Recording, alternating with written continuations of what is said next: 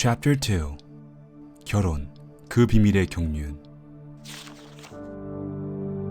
남자와 여자를 창조하신 목적과 둘이 하나 되는 비밀은 무엇일까요? 언약의 신실하신 하나님 아버지께서는 이 세상 모든 육적 결혼이라는 그림자를 통하여 그리스도와 교회의 영원한 결혼을 미리 보여주십니다.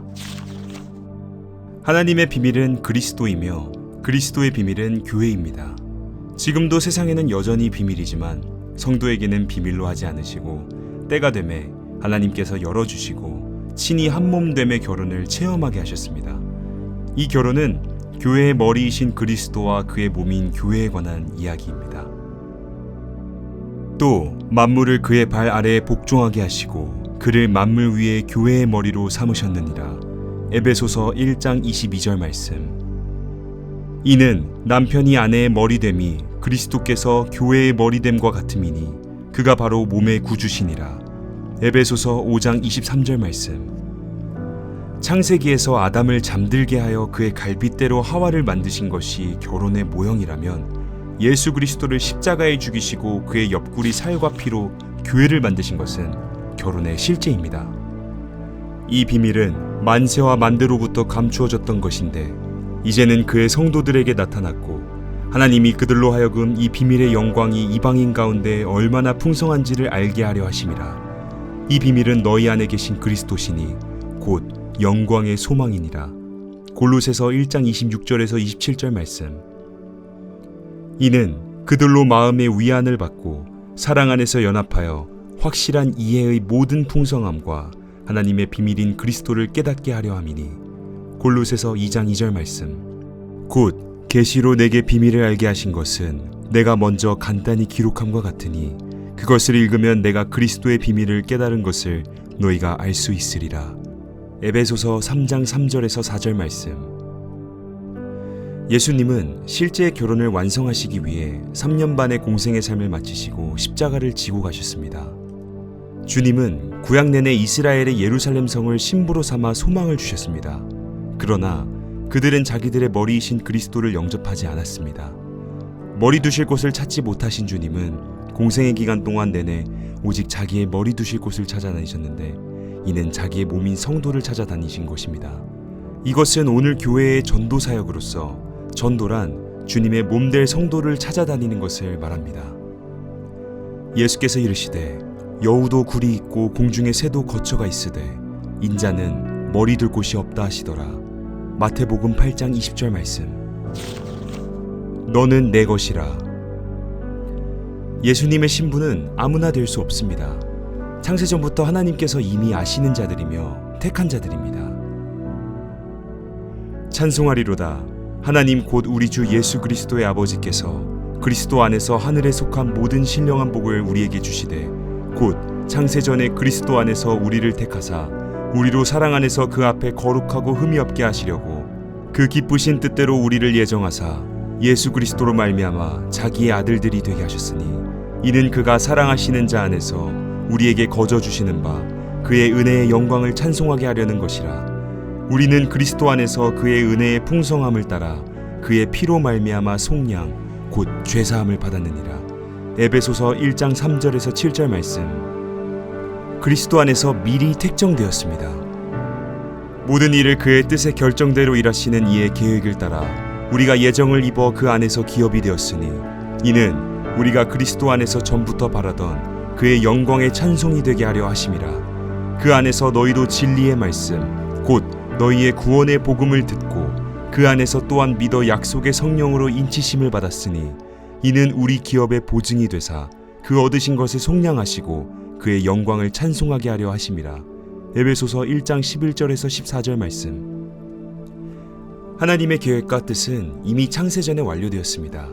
완료되었다는 의미는 전지전능하신 하나님께서 이미 아들의 신부인 새 예루살렘 성을 미리 택하시고 완성된 설계도를 요한계시록 21장에 공개하여 주셨다는 말입니다. 뿐만 아니라 성막과 성전의 설계도를 통해서도 미리 알게 하셨습니다. 하나님의 목적과 뜻을 누구도 멈출 수 없습니다. 하나님의 마음에 이미 완성되어 있는 것, 완료된 계획이 그 경륜을 따라 세상에 나타나고 그 계획과 뜻을 따라 진행되어 갈 뿐입니다. 처음 사람인 아담과 하와의 결혼을 통하여 하나님의 목적을 알 수 있습니다. 여호와 하나님이 이르시되 사람이 혼자 사는 것이 좋지 아니하니 내가 그를 위하여 돕는 배필을 지으리라 하시니라. 창세기 2장 18절 말씀. 하나님께서 아담을 창조하실 때 혼자 있는 것이 보기에 좋지 않고 외로워 보여서 배필인 여자를 만드셨습니다. 아담과 하와가 예수님과 교회의 표상임을 볼 때 하나님은 아들이 혼자인 것이 보시기에 좋지 않아 신부인 교회를 목적하시고 예정하신 것입니다. 아담이 잠들었다가 깨어나 보니 그의 갈빗대로 여자가 만들어져 함께 있는 것입니다. 이와 같이 그리스도도 십자가에서 잠들었다가 깨어나 보니 그의 옆구리 위에 살과 피로 만들어진 교회가 세워지고 있는 것입니다. 성경은 하나님과 사람의 결혼을 완성해가는 혼인의 책이라는 것을 더욱 분명하게 해주는 대목입니다. 하나님의 생명을 가진 사람과의 결혼, 둘이 한 몸 되는 비밀은 너무 신비롭습니다. 하지만 둘의 사랑 가운데 집요하게 방해하는 마귀가 있습니다. 그러나 아무도 막을 수 없는 하나님의 지혜와 능력으로 사랑의 결합이 완성되어가는 놀라운 이야기, 그 과정들 속에서 이루어지는 사랑의 시와 찬미와 노래가 성경의 내용들입니다. 이 일을 이루시기 위하여 하나님은 오늘도 당신의 택한 자들을 부르고 계십니다. 하나님께서 누구를 택하셨는지는 알 수가 없습니다.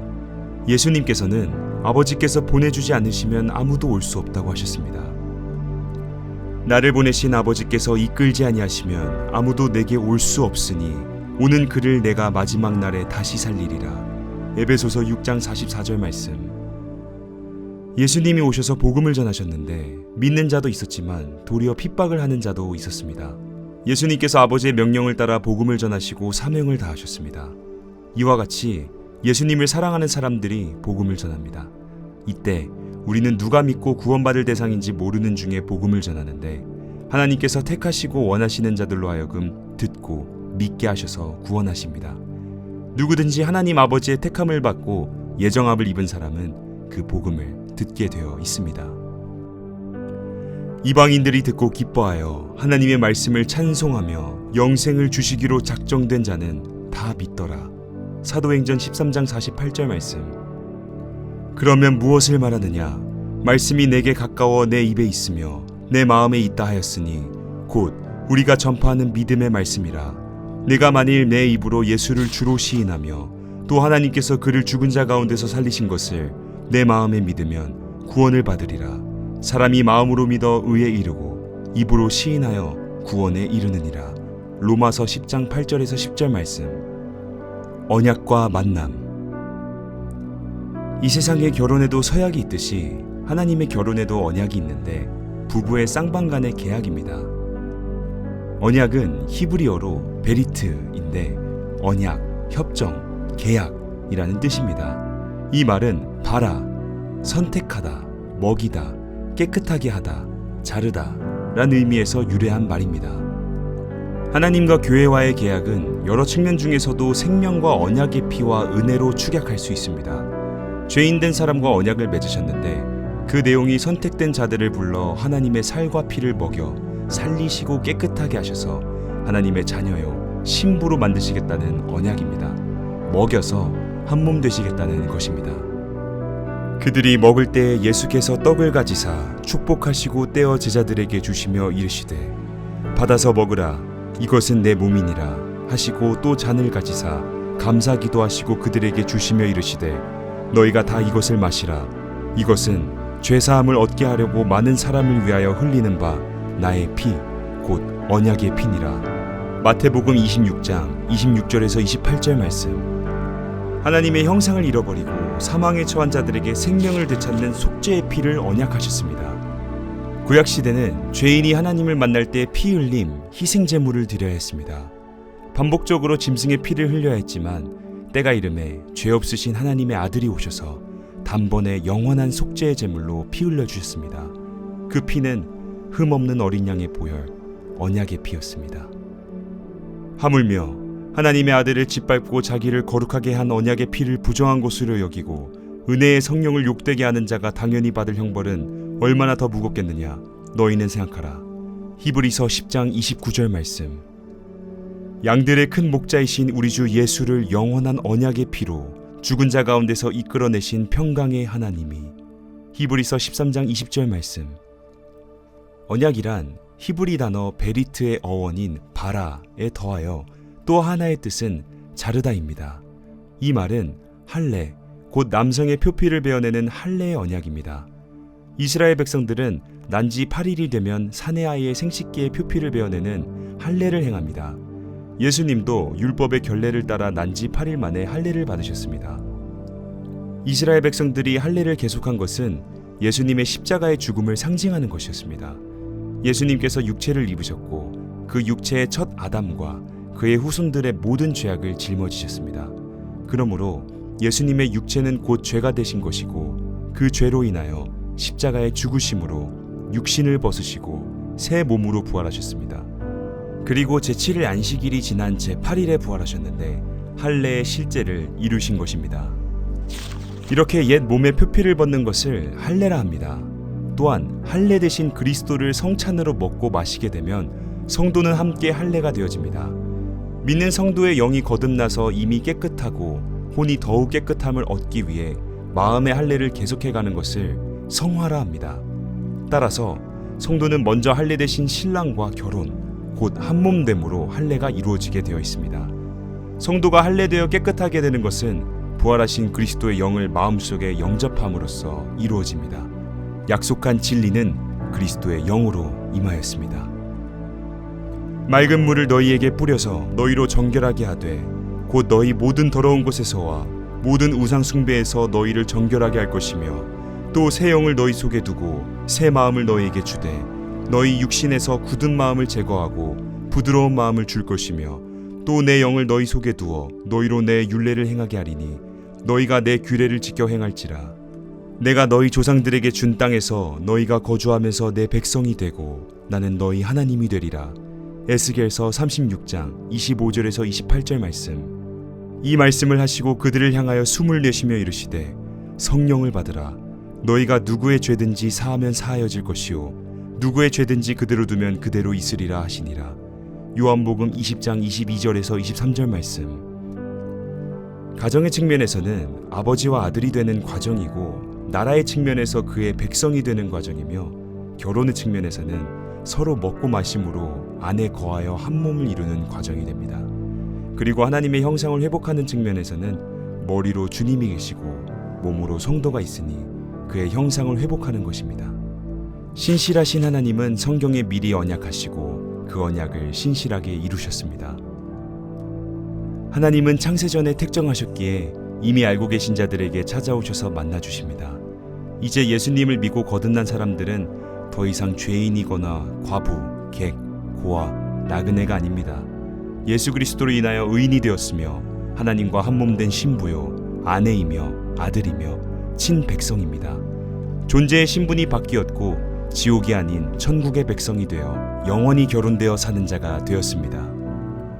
내가 들으니 보좌에서 큰 음성이 나서 이르되 보라 하나님의 장막이 사람들과 함께 있음에 하나님이 그들과 함께 계시리니 그들은 하나님의 백성이 되고 하나님은 친히 그들과 함께 계셔서 모든 눈물을 그 눈에서 닦아주시니 다시는 사망이 없고 애통하는 것이나 곡하는 것이나 아픈 것이 다시 있지 아니하리니 처음 것들이 다 지나갔음이로라. 요한계시록 21장 3절에서 4절 말씀.